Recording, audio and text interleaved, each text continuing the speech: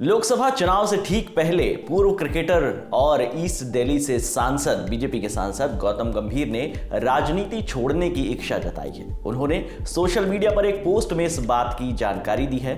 गौतम गंभीर ने बीजेपी से रिक्वेस्ट की है कि उन्हें उनकी राजनीतिक जिम्मेदारियों से मुक्त किया जाए। फिलहाल गौतम गंभीर ईस्ट दिल्ली सीट से लोकसभा सांसद हैं। गंभीर ने अचानक पॉलिटिक्स छोड़ने का प्लान क्यों बनाया, इस बात की जानकारी भी उन्होंने पोस्ट में दी है।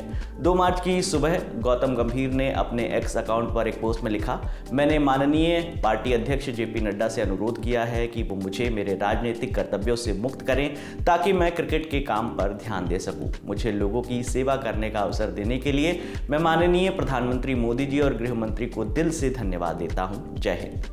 29 फरवरी को दिल्ली में बीजेपी मुख्यालय में भारतीय जनता पार्टी की केंद्रीय चुनाव कमेटी यानी सीईसी की पहली बैठक हुई थी।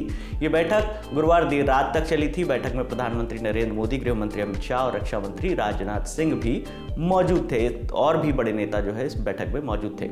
इसके अलावा बीजेपी शासित राज्यों के सीएम भी इस मीटिंग में हिस्सा लेने के लिए पहुंचे थे। इसी बैठक में दिल्ली प्रदेश अध्यक्ष वीरेंद्र सचदेवा, नेता प्रतिपक्ष रामवीर सिंह बिधूड़ी, संगठन मंत्री पवन राणा, दिल्ली बीजेपी प्रभारी बैजयंत पांडा और सह प्रभारी अलका गुर्जर भी शामिल थे इस मीटिंग में। और खबर है कि बैठक में दिल्ली के 7 सांसदों के नाम को लेकर चर्चा हुई, लेकिन कोई भी नाम फाइनल नहीं हो पाया। नामों पर फिर से बैठक हो सकती है। बैठक के अगले ही दिन गौतम गंभीर ने राजनीति छोड़ने का ऐलान कर दिया। ऐसे में सवाल उठता है कि आखिर गंभीर अब क्या करेंगे। तो इंडियन प्रीमियर लीग का आगामी सीजन 22 मार्च से शुरू होने वाला है।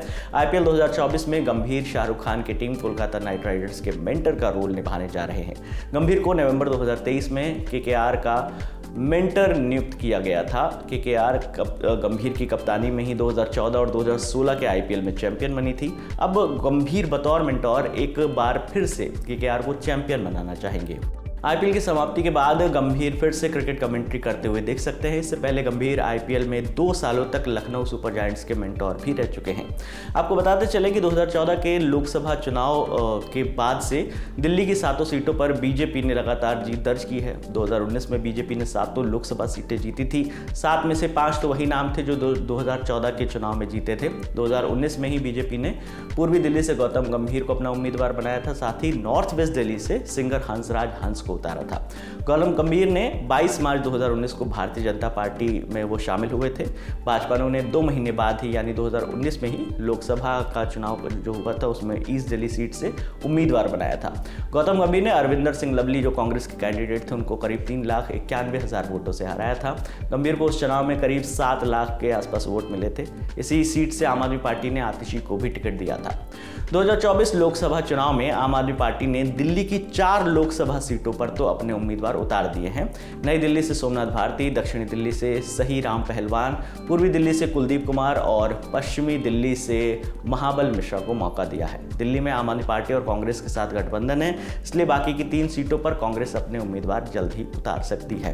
तो इस पूरी खबर पर आपकी क्या राय है हमें कॉमेंट बॉक्स में जरूर बताइएगा। आपके लिए तमाम जानकारी लेकर आई थी हमारे साथी ज्योति। मेरा नाम है विकास वर्मा। देखते रहिए दिल्ली टॉप। शुक्रिया।